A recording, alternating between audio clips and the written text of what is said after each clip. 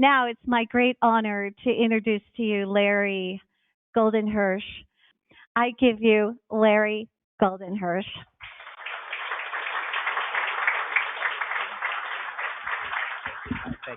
I don't think I can live up to that big intro. Thank you very much, Regine. And Tyson, thank you very much for the kind words about CSE. Really, all the thanks goes out to all of you and everybody online. Market adoption of electric vehicles is impossible without doing the hard work of face-to-face, person-to-person discussion, convincing, explaining, testifying, evangelizing, and actually making people who are ready but not really ready to buy emotionally ready to go in and investigate and do the work that ends up having an EV in the driveway. I think all of us who have one understand that trajectory. And for a lot of people, it's not necessarily that easy. Before I titled this presentation Data for Evangelists. And as I was thinking about what I wanted to say today, in addition to thank you, and Stan, thank you for 44 years and for being that stubborn engineer at HP to go and make them think about the electric vehicle before many of us were thinking about electric vehicles. But I want to share a little bit about CSE so that people know kind of a little bit about the organization. As you've been told, our mission is simple: decarbonize. Simple word, hard thing to achieve. We are a 501c3 mission-driven organization. We have over 200 employees. While we are headquartered here in San Diego, we have operating offices in Boston and 2 in New York, throughout California, Oakland, Los Angeles, Sacramento. And so we have a presence that is quiet but impactful in a lot of states, and I want to talk about that. And the work of this organization, North Carolina, I know it was disclosed that I'm a Dookie, so I hope that the person from North Carolina is not from Carolina. But even if you are, we still love you. But in any event, 200 mission-driven employees. This is really an important point about CSE. Many nonprofits, in fact, most of them, have the good fortune to be funded by members or donors or people writing them checks to do their mission.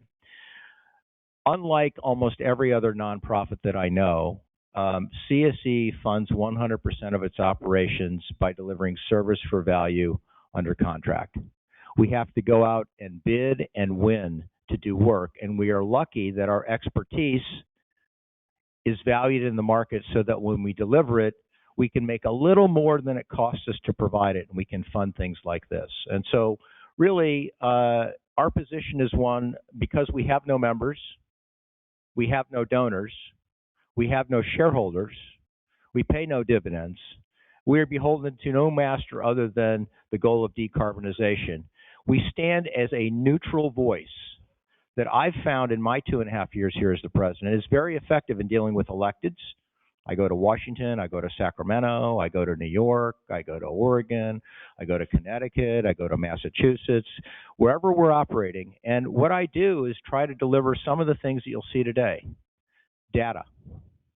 Because everybody can have an opinion about what's going on in the market. But data tells a very neutral story.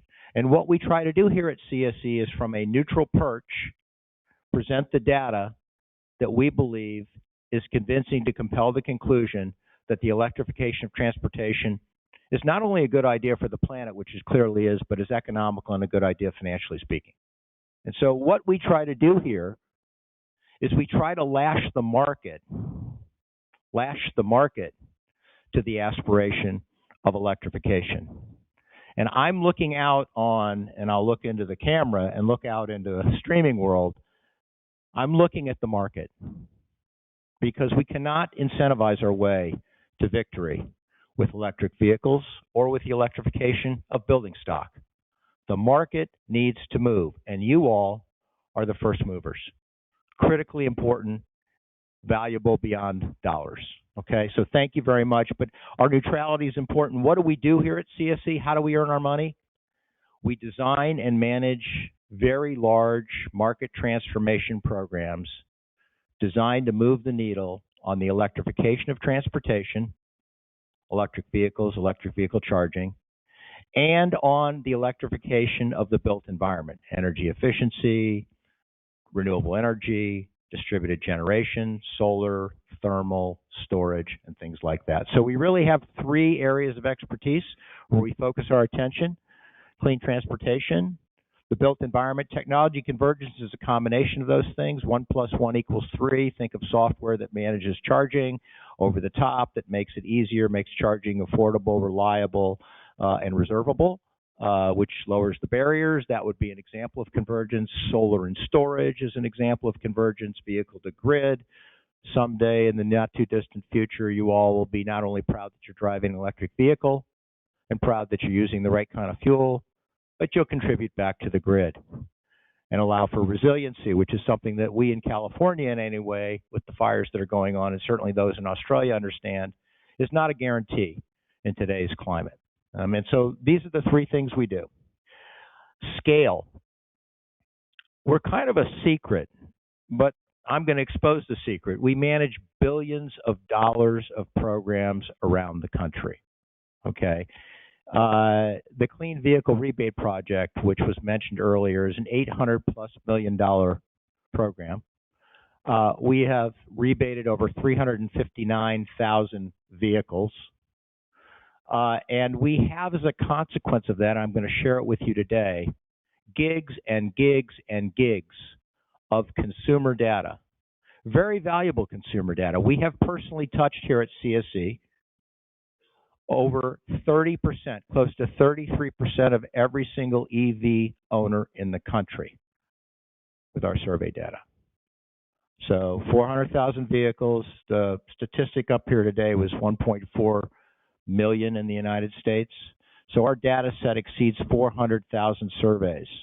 Very unique information. Information that I want to share with you so we can turn evangelism, and you all use data all the time, so we can help you use data to make it data-driven evangelism. That's what we're going to talk about.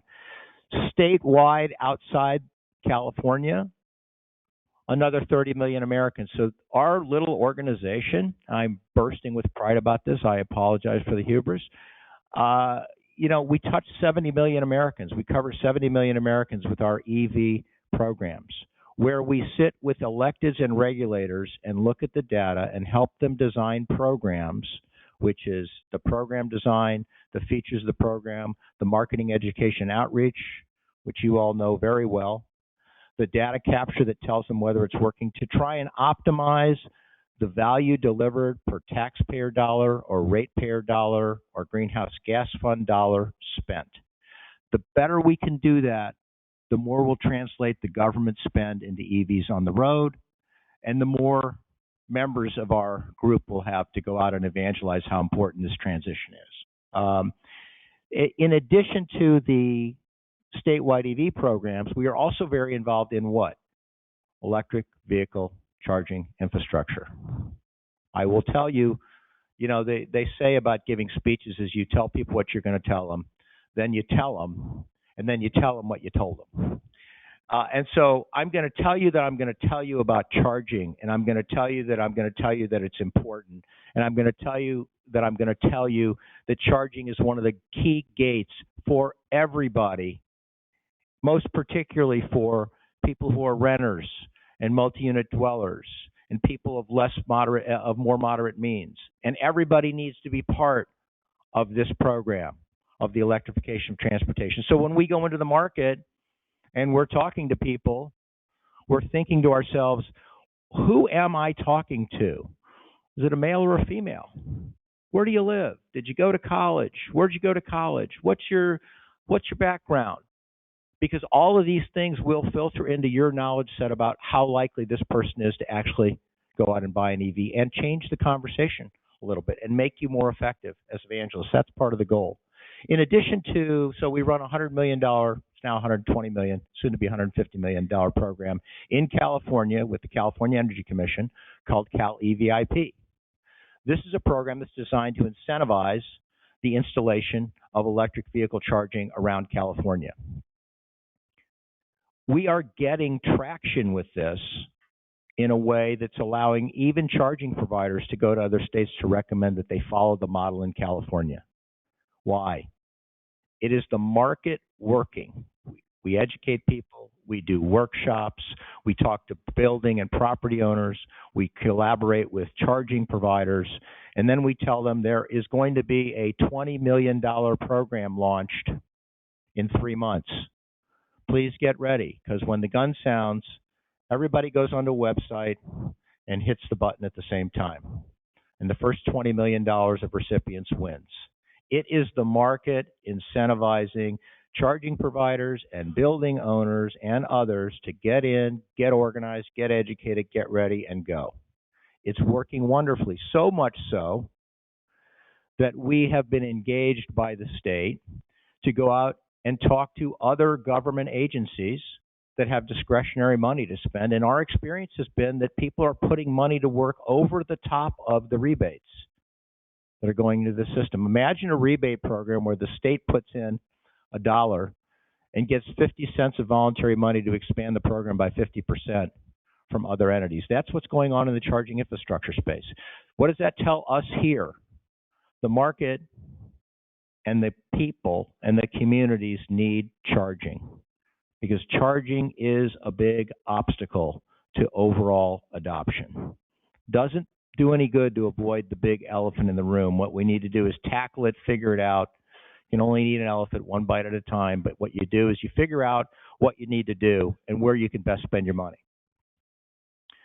So with that little introduction, I want to talk about data, and I want to talk about some observations that we've made from the 400,000 plus surveys that we've collected.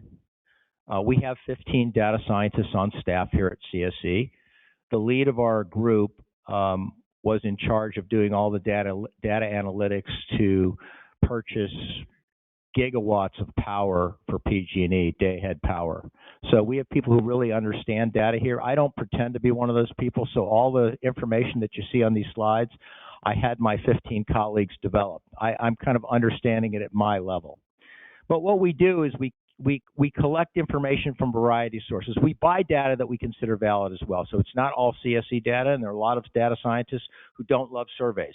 I like them because it allows me to tell anybody with ears that we've touched 33% of the EV owning public in the United States, and I think that has value. But we collect demographics, motivations, barriers, enablers, driving habits, dealer experience, vehicles replaced. We talk to dealers about motivations, about barriers, about what their experience is on the sales floor. We get details, and we combine all this information and we buy data. And what we do with it is we try to figure out whether programs are working and what kind of information can we derive, what kind of knowledge can we derive about the type of human that actually goes and buys one of these vehicles. And how do we best reach with those dollars, the $1 billion that gets spent, how do we best reach those likely to buy? That's what we get charged with doing in California, in other states. We run the programs in New York, in Connecticut, in Massachusetts, in Oregon. We just won New Jersey. We are tireless. If you are a state or a county and you're thinking about an EV program, we are knocking on your door to say we want to help you. We're very aggressive about that. But so this is sort of the process. So what are some of the things we've learned? Well, this is kind of an easy one. Money matters. Okay, this is simple. Again, these are market dynamics. And so what this slide tells us is we asked a very simple question. How important was the state rebate? These are, by the way, I apologize to my friends in from the Netherlands and North Carolina and Atlanta, but most of this data is drawn from the 5 states in which we operate. But my data scientists tell me that it is statistically significant and relied on not only by CSE, but by decision makers. So for what it's worth. So you can see that almost every single person that was surveyed across the 4 states that are in this thing say it was really important to get that rebate. Very, very important. And so I think when you go into the market, if you know that every single person thinks that money matters, you should know at a high level what rebates are available in your state and tell the people that you're trying to evangelize where they can get that information. It's a simple fact. Look, I know you want to buy, you're telling me you're going to buy an EV. Let me tell you something. You can get $2,500 from the state of California. Tremendous. Here's the site to go to. Here's how it works. I got mine. It's got this guy Goldenhersh's name on the check. By the way, I love that. I tell my kids, lots of people know our name now. They don't like that so much. But my dog Fletcher, by the way, who has been to this building, is very appreciative of that. He likes driving in the EV because it's quiet. But in any event, money matters. So when you go into the market, make sure that you have those simple data points about how much money someone can get right off the top, reliably, quickly from an organization like CSE. You can call them if you have questions. They will get your check in the mail because most consumers don't trust. Don't worry, we'll send you the check in the mail. It's a tough thing to do, which, by the way, is one of the reasons that California and other states are looking at cash on the hood rebates. Consumers are much more likely to go in and say, this car is $23,000. I get $3,000 off. It's $20,000. I understand that. Thank you very much. Not, I'm going to fill out an application. I'm going to get something in the mail. But you all, at least those of you in California, New York, Massachusetts, Connecticut, and soon to be Oregon, can say, I got my check and it worked. So money matters when you go into the market. Please educate yourself. If you have any questions about the programs that are available, we have a website. If you don't feel like going onto the website, call Kevin Wood. And I'll give you Kevin's home phone number later. The second thing, money matters, tax credits. People talk about tax credits. It's somewhat of a complicated structure, right? So you have a rebate, and then the federal government weighs in with a tax credit. In Colorado, they have a state tax credit. What does that mean? Well, what you need to know when you're evangelizing out there is not everybody can take advantage of a tax credit, right? Not everybody has income they need to shelter with a tax credit. So when you're talking to people, it's not a bad idea to try to listen for clues about whether a tax credit matters to those people. The rebate always matters. So sort of step one, word one, know the game plan on rebates. Some rebates stack. You might be in a county where not only can you get a state rebate, but you can get some additional rebate, another $250, $500. It really matters most. So if you take anything away from this, and I think I've already said it, money matters. Know the rebate schedule, okay? And there's gonna be time for questions after this. And I put LMI up here because I think it can be a little off-putting if you start talking about tax rebates and the person saying, I can't use, I don't even know what a tax credit. I don't even know what a tax credit is. I can't do that. That's kind of a turnoff. And so you kind of have to be thinking about who you're talking to. Okay, this is a slide that says, y'all are doing a great job. I mean, the evangelism is working. This is a slide of cumulative sales, and you can see kind of over time, starting way back here when the program started. CVRP's been around for quite some time. But you can see that roughly the percentage of battery electric and plug-in hybrid stays about the same. So you have about 35,000, it's really slightly more than that in San Diego County.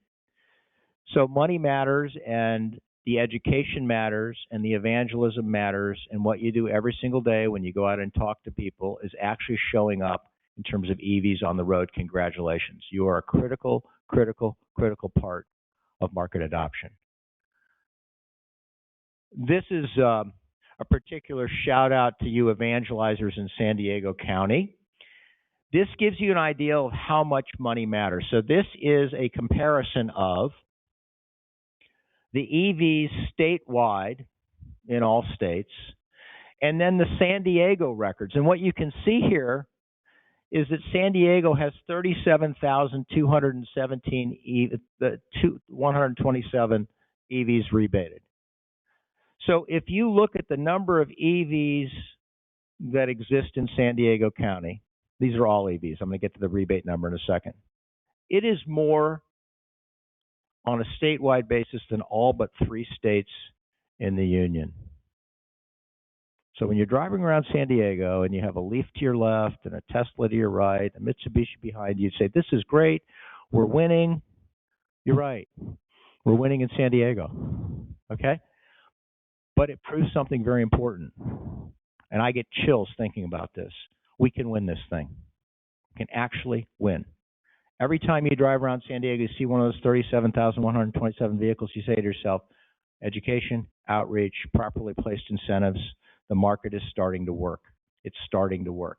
More than all but 3 states in the union. And so when I go out and talk about rebate programs to people and say, New York, it's tremendous. You all have 53,000 EVs that are on the road. That's tremendous. In San Diego County, we rebated 27,000, over half the EVs you have in the entire state. So this is the rebate number, okay? And I think it's fair to say that you all get credit for 10,000 of these, okay? 10,000 cars, difference between 37,000 and 27,000. Those are the 10,000 did not get a rebate, and they bought cars in part either because they were early adopters or because somebody here went and talked to them, and they got on the road and they loved it, and they started as part of this movement. And I think this is really a very, very telling sign. So the evangelism is working. This is just another lens on that per capita, because people say, well, California is such a big state. Of course you have 37,000 vehicles in San Diego County. But look at these numbers. 19.5 per thousand. San Diego alone, 10.8. Now, these are statewide numbers on these other states. And you can see, and we do a lot of work with New York and some of these others, 3.4. San Diego alone is 3x what happens across the entire state of New York. The county exceeds the state on a per capita basis. So this shows you how important well-executed programs are and how important what you do is. A different lens on this, market share, same story. This is not a very big number, right? Let's be honest, 4.61% of the total market. We have a lot of work left to do, and we are making great progress. That's kind of the message on that data point. Look at some of these other states. I come back to New York, where I spent a lot of time, less than 1%. And so the good news is we have the model to go forward and drive the adoption. It's market adoption, it's market presence, it's rebates, it's understanding who the customer is, and we just need to go out and continue to do it. Okay, now this is some of the data, and I apologize for all the numbers on this slide. What I tried to do here was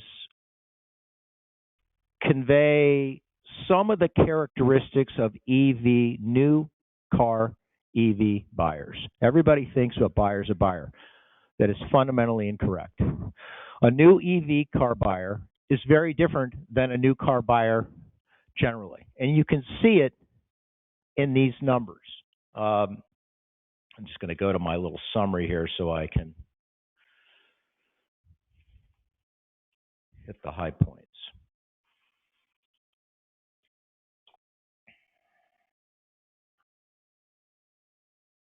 And there will be time for questions, I promise.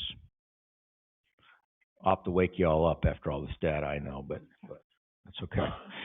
So what do we think about? So again, you're out at the fairs and you're out at shows and you're meeting people and you're saying, so who of this big crowd is likely to be an EV buyer? This is not a political statement. This data is not making a political statement. This data is telling you what the facts on the ground tell us today. It doesn't tell us what should be. It shouldn't be the case, for example, that new EV buyers are more likely to be white. They're more likely to achieve a bachelor's degree. They're more likely to own their own home. They're more likely to have higher income, and they're more likely to be male. So we don't at CSC say, oh, that's great. We just say this is who the buying audience in the new EV world is today. So your organization needs to decide what you want to do about that. Okay? Do you want to go after the low-hanging fruit? Well, if you do, you would be chasing People who are white, have achieved a bachelor's degree, own their own home, have higher incomes, and are male. Do you want to reverse the curves with respect to any or all of those criteria? Well, if you do, then you can have conversation around those things. I'm going to present some of the data. But when you're in the market, what this tells us in a statistically significant way is these characteristics indicate a likelihood to be a new EV car buyer. So when you're in the market and somebody says, I'm looking for a new car, that's step one. It's about 35% of the car transactions are new car transactions. You've just found gold. Somebody who's actually going to go out and buy a new car. Okay, that's not everybody. It's hardly anybody. Then you start thinking to yourself, okay, I'm going to remember these 5 criteria, and I know the size of the lift with the person I'm dealing with. And I may decide I'm going to go after that person who really is the least likely person to buy an EV. And I'm going to dedicate myself to doing that, or I'm going to select the person that's most likely to buy and spend my time with that person. And here's some of the data. So when you're in the market, like I said, hi, I'm going to buy a new EV. You can use these criteria to tell yourself that person is likely to buy an EV or less likely. Excuse me, they say, I'm going to buy a new car. You can use these criteria to tell yourself, based on the statistics, I know who I'm dealing with. And so part of the message is here, really think about this, decide how you want to prosecute your evangelism, but understand the data so you understand who you're dealing with. So this is a noisy slide, but I'm going to make sure that I didn't. Yeah, okay, this is a noisy slide. I love the slide, though. So what I did is take the 5 criteria that I've identified for you: man or woman, income, own residence, bachelor's degree, age, and race. And what we did in our surveys was we asked people to self-identify, 400,000 units. We asked people to tell us, was the rebate essential to you? Was it that without which you would not have moved? A. And B, are you someone that a year ago said, I don't care about EVs, and woke up and you found an EV in your driveway? How did that happen? Okay, I'm very interested in that. How did that happen category, because that's the gold. We call those EV converts.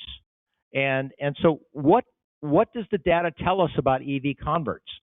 Well, it tells us, and so what we did was, this is the California new car buyers, green. Forget about the blue. The blue is the California population.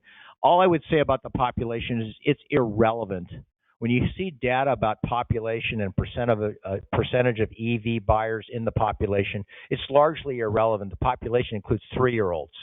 Okay, they're not going to be buying anything for a long time. So there's a lot of distorted data out there. So I just put the blue bar in just to sort of make that point. But new car buyers, that's very important. So we compare. The yellow line says, how does that person who woke up and was surprised to see an EV in their garage a year after having told people they couldn't care less, how similar are they to a new car buyer?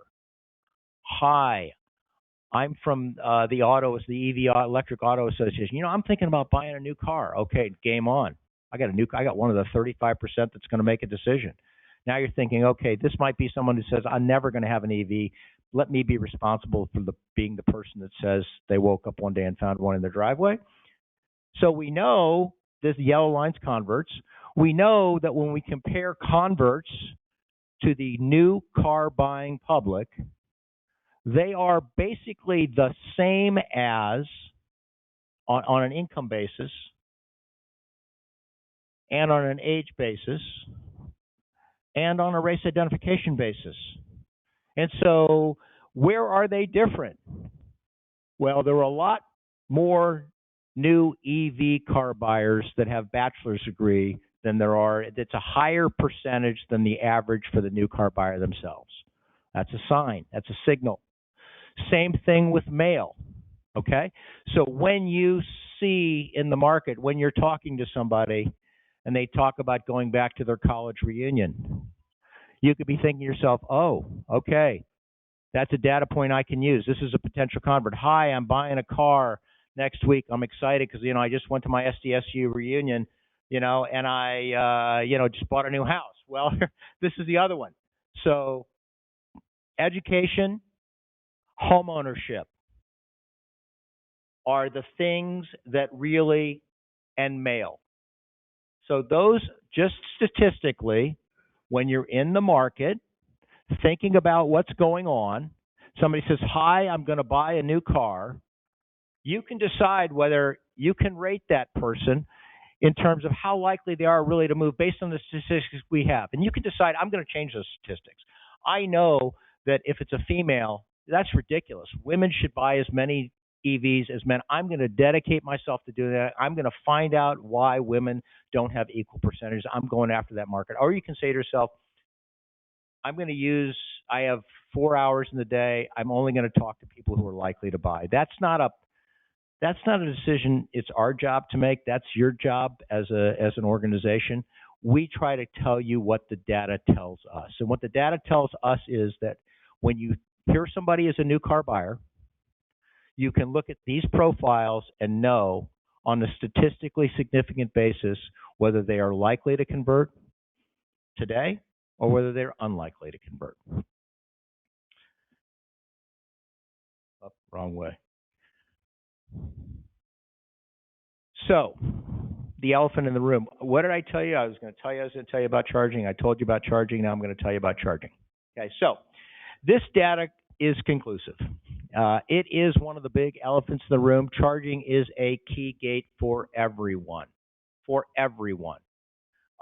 One of the big triggers, of course, is, and you can see this data basically says time required to recharge, ability to charge away from home, range on a single charge. These are the things, whether they tell you it or not, this is what people are thinking about. No one ever really tells you what they're thinking about until you've earned their trust. And so if you're talking and they're listening, that could be a good thing if you're talking about what they're thinking about. And it's not a good thing if you're not. And so it might be not a bad idea to talk about charging and to say, hey, what do you think about charging? Let me tell you about my experience in charging. It is particularly important when you find out whether that person owns a home or not. Because one of the things that we correlate between home ownership and likely to buy triangulates back to the charging issue. If you know that all you need to do is put a plug in your garage, which is no mean feat, but it's a lot easier than finding a charging station, you're much more likely to buy an EV. And we think there is a direct connection there. And so when you find out that somebody is a renter or lives in a multi-dwelling unit of some kind, it might be a very good idea for you to charge into that issue. I'm sorry about the pun. And talk about charging. And how can you be convincing on charging to somebody who lives on the 9th floor of a building, is wondering how they're going to put their extension cord down 9 stories to charge up their EV? I mean, we laugh about it, and I think it is funny, and I use that line all the time, but I think it's the real question. And so how do you convince somebody organically in a busy environment that this is going to be okay? I mean, we have colleagues here with the charging organizations to make this stuff visible. You need to be able to convince somebody that it's easy and it doesn't challenge their work and it won't put them at risk. And maybe one of the good ways to do it is if you happen to live in a multifamily dwelling and you use public charging, walk them through your day. Take them on a tour of their own life from their apartment to their workplace and show them how easy it is. Talk about where you charge and how it changes your workday. We all know, at least I think all of us know, that when you get an EV, you modify your behavior. Some of us work in our cars for 40 minutes in the morning, and it works fine. It's actually a time when nobody knows they can get me on the phone. I kind of like it. But I think there are things that you can tell people where you dial into their psyche and you address the unease with respect to charging. How long does it take? Where can I do it? How often do I have to do it? How does it disrupt my life? When you answer these questions, you are evangelizing on the very issue that our data tells us is one of the biggest gates to the decision. If you don't bring it up, you might be doing a lot of talking about an issue that the potential buyer doesn't care about and losing the opportunity to really discuss what matters most in their decision making. And so How does one get educated on charging? Certainly your personal experience is relevant. There's lots of information out there. What do you want to say? It adds to my life. It doesn't disrupt my life. It doesn't threaten my job. It's easy to do. It's reliable. And of course, it saves you money. It saves you money. So you can bridge from charging to fuel. And you can go back to some of the data we know that, EVs generally save people $1,000 a year. So, but hit charging, please, please, please hit charging. I need a little clicker training. I want to talk about low and moderate income families. Here at CSE, we dedicate ourselves to making sure that the benefits of renewable energy get delivered to members of our community that perhaps are not in a position to negotiate it for themselves. We spend a lot of time on equity issues. Our programs are designed to reach low and moderate income families. We consult with stakeholders on how to design programs to spend their money so that it gets into low and moderate income families, disadvantaged communities. So when you boil all that up to electric vehicles, what does it tell you? Low and moderate income families disproportionately live in rental units and multifamily dwellings. They do not have charging at home.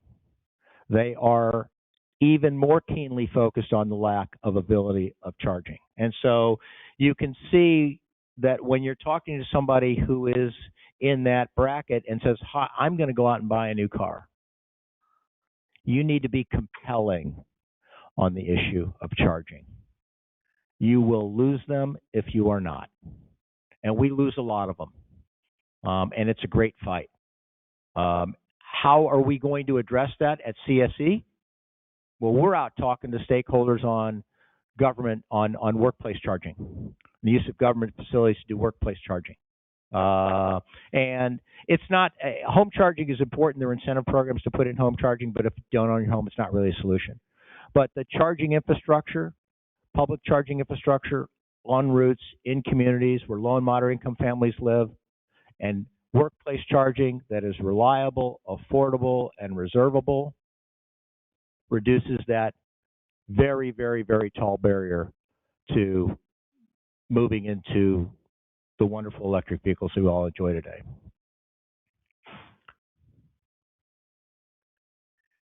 This is the last data point. I hope I'm not going over. Am I going on and on? Sorry. I'll be quick. So 70% of all cars are used, car sales.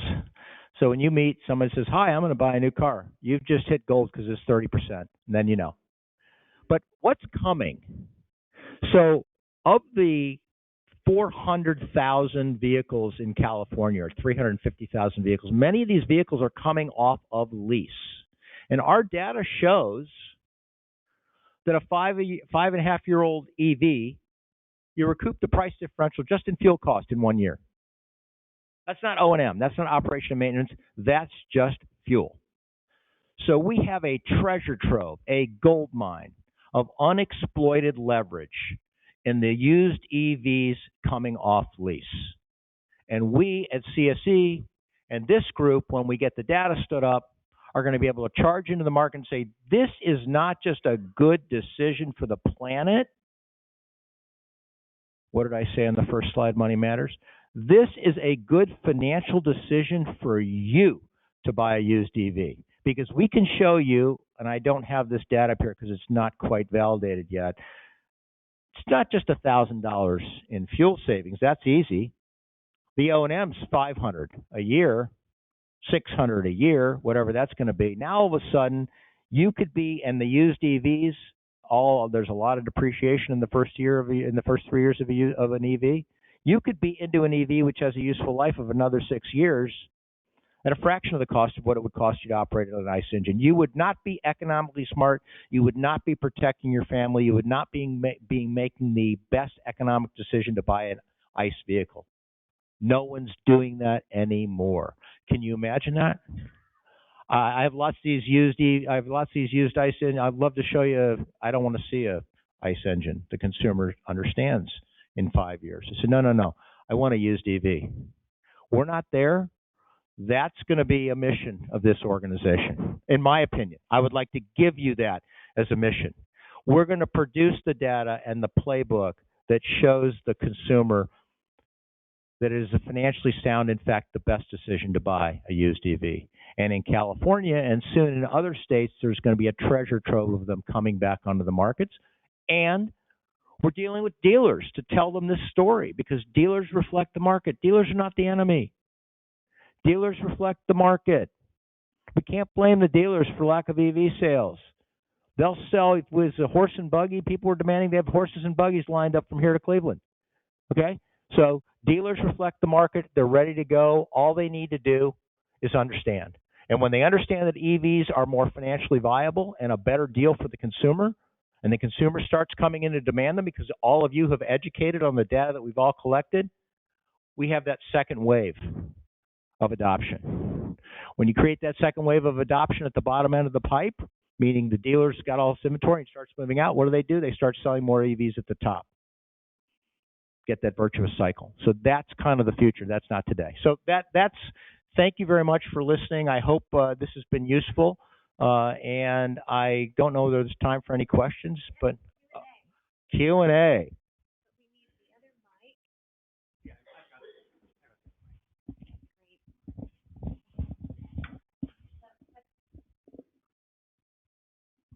Now I'm afraid. Everybody's got their hand up. Okay, pick anyone you want.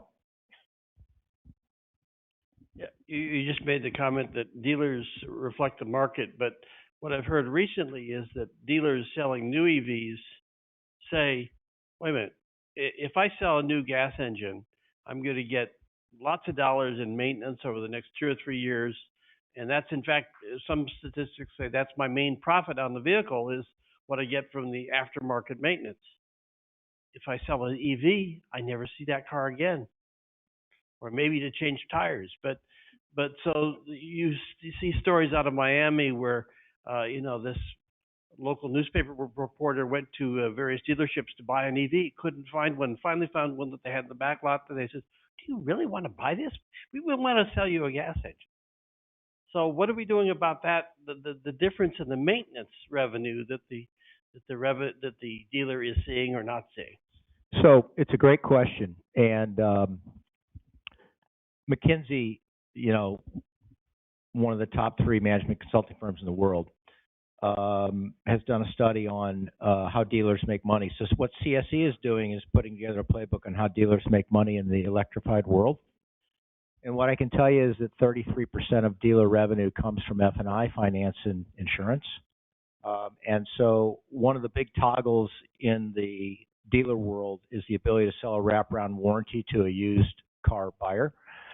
Finance companies are not that interested yet. They will be in writing this insurance because they don't understand the performance of EVs. One of the things we're doing is going out to talk about battery performance and useful life so they can wrap that warranty. When you buy a used car, the dealer says, look, for $2,000, you got an end-to-end warranty. I've bought them. People buy them.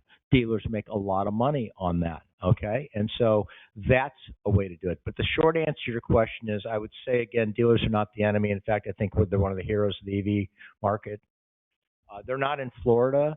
They're not in states without, you need to induce the auto manufacturers to deliver EVs to the dealers because the dealers are not manufacturers. They can only sell what they're given. And so in states like Colorado, they just adopted this MOU deal. The manufacturers now have to push EVs into these states, and the dealers are having to deal with it. But dealers are not manufacturers. So we have relationships here with the California New Car Dealers Association. I deal regularly with the National Auto Dealers Association. And our mission here, again, we're the middle. We're neutral. We call it the way we see it. The dealers are the mirror of the market. Dealers need to do their job. They need to have people who are trained. They need to make money. Making money could be units. Maybe the dealers get incentivized in rebates. Maybe the salesperson gets $250. We heard that in Colorado. I think there's another way to go. If I were dealer chain, I'd put together a turnkey charging program, home charging program in a place like California. So if Mossy Nissan or Mossy Toyota here in California, You buy an EV from them for $1,000, they'll put a charging station that says Mossy in your garage. By the way, they're not. I shouldn't have said Mossy because I haven't talked to them. I'm just using them as an example. But this is an example of a new revenue stream for dealers that does what they care most about: strengthen the tether between the dealer and the consumer. And so it's a new world. Yeah, there's some disruption. It's coming.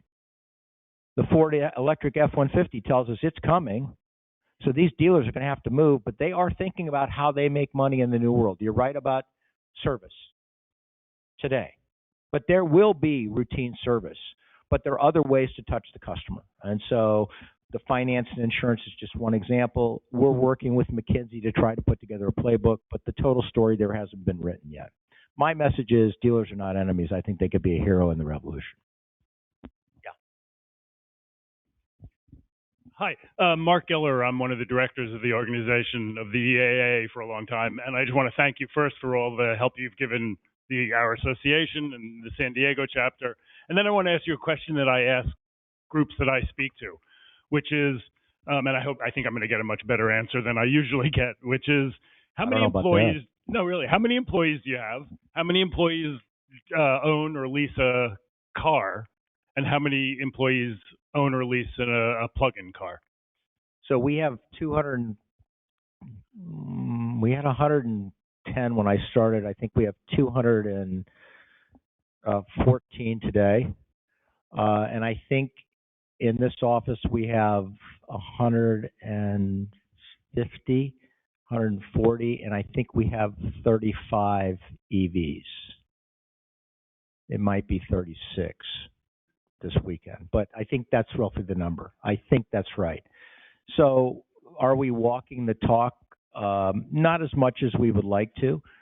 We had charging at our last place. We rebuilt this entire space to reflect sort of walking the talk on energy efficiency. There's variable refrigerant flow, no overhead lighting on the second floor, but we have 24 stubbed out charging units in the parking lot, which we're nonprofit, so we have to actually go find the money to buy them. So we probably will participate in Cali VIP and hope to put in 20 charging units when the Cali VIP thing hits San Diego in August. So we plan to walk the talk. Did that answer your question?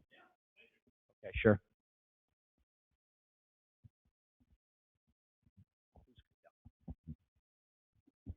Good morning. My name is Sidney Furbush. And, morning, Sidney. Yes, I work for San Diego Gas and Electric. I've heard of you guys. Yes. The question I have, you talk a lot about charging at home as being something that's important.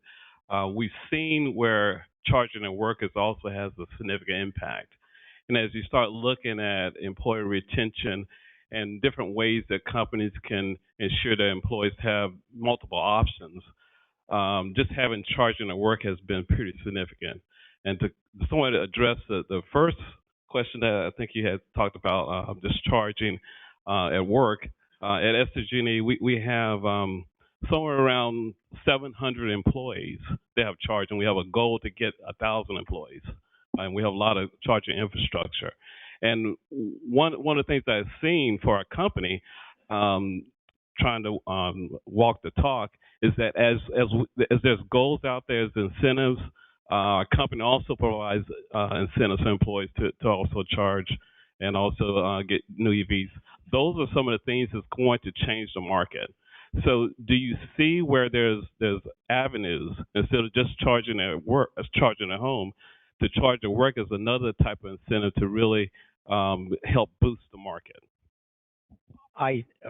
Absolutely. Answer is absolutely, without a doubt, because workplace charging, everybody goes to work and it becomes more reservable, reliable, affordable. That's really a key thing. I know SDG&E with Power Your Drive, you all have a program that is now you're currently seeking more funding for. So I think incentivizing the installation of workplace charging is a great idea. Are we at a point where employers view charging as such an attractive option that it will allow them to compete effectively for employees?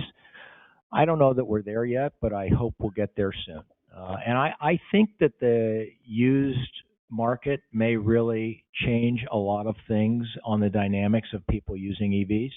But I think you're absolutely right. Thank you now to let me say it for the fourth time. Charging is critical, and workplace charging is pretty reliable. So I think it's a good thing. I mean, and our employees demand it. We've been slow in putting it on only because we had to build the space out and because we needed to go find the money, or maybe we reflect the market in that respect. Did that answer your question, Sydney? Okay. Yeah.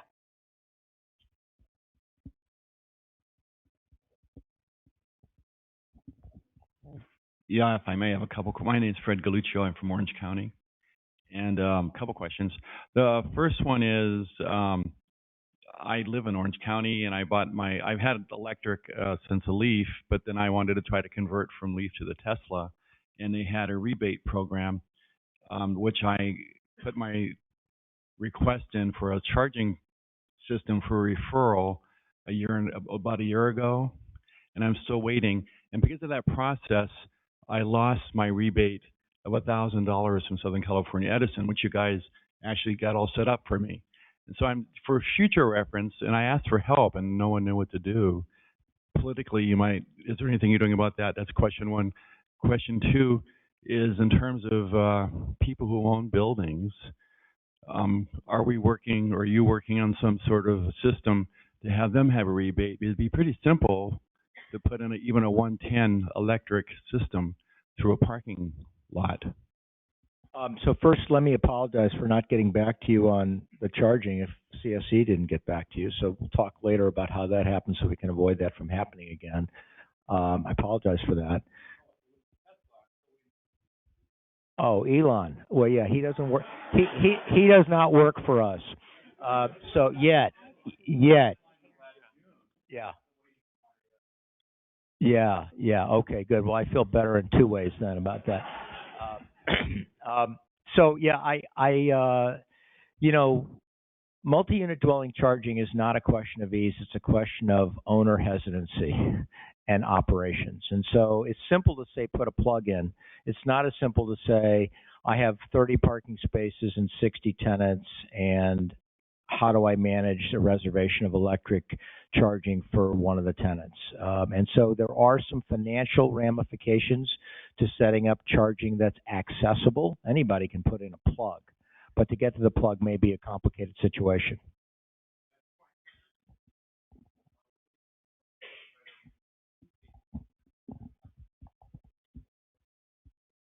So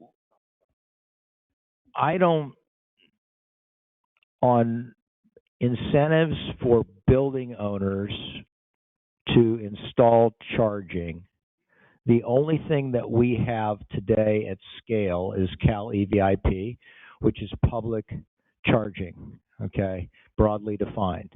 Has to be accessible, has to meet a lot of requirements. It's a $150 million program.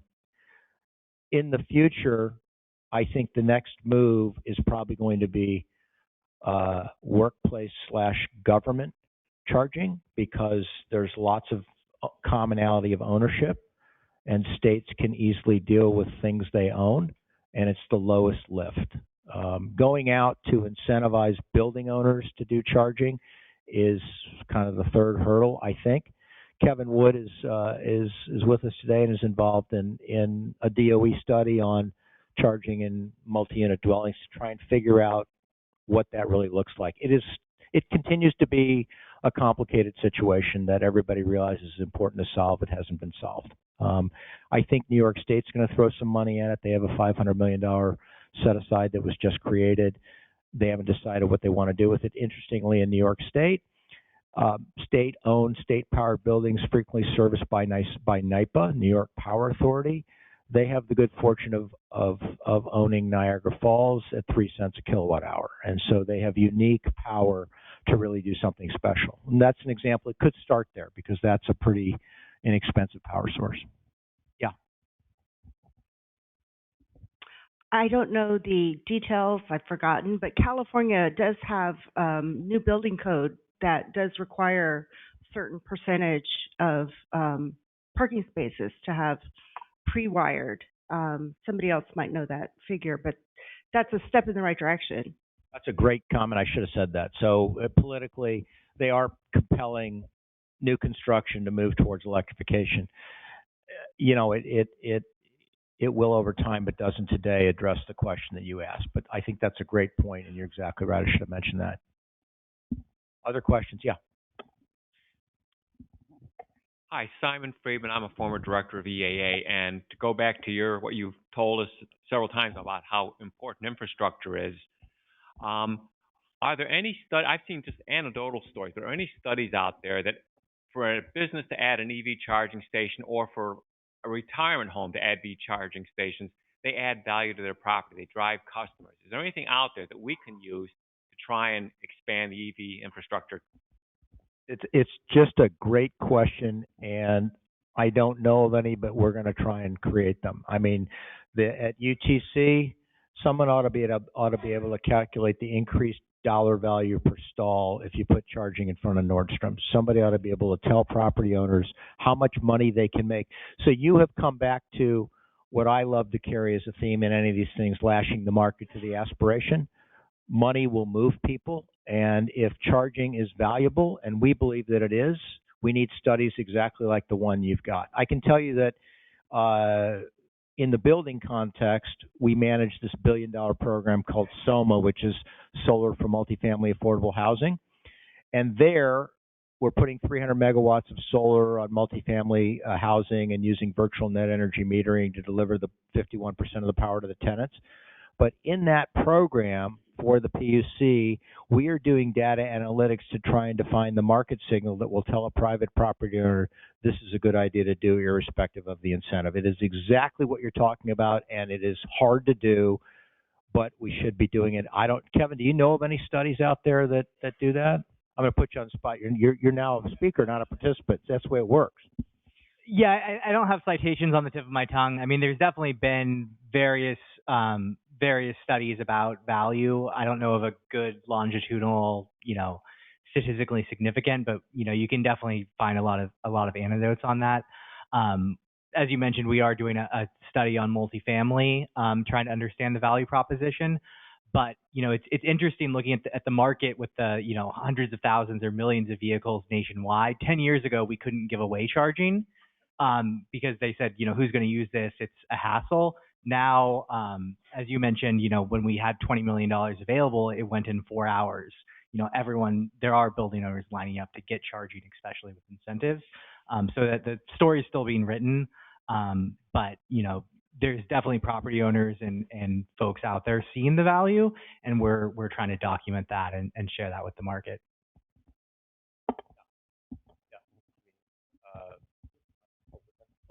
So, sorry, I'm getting the hook. But I'll be around, so feel free to answer any questions. A big round of applause for Larry Goldenhersh.